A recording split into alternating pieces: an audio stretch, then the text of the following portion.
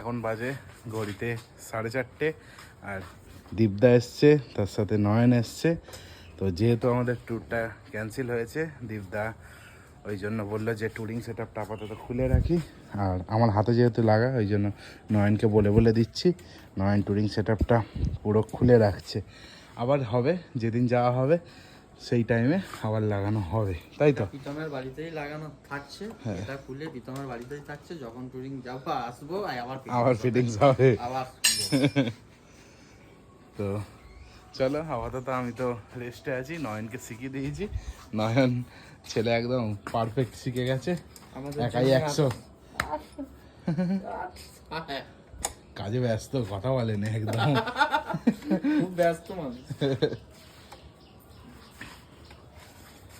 তো খোলা হয়ে গেছে, এখন আমাদের স্টোর রুমে রাখা হচ্ছে মালপত্র। এখানেই থাকে আমার বাইকের জিনিসপত্র।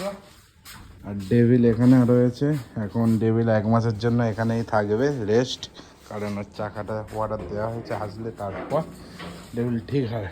এবার কেমন ছোট ছোট লাগছে, সেনারিটা ছোট হবে, সেনারিটা ফিমেল ছিল, ফিমেলই লাগছে।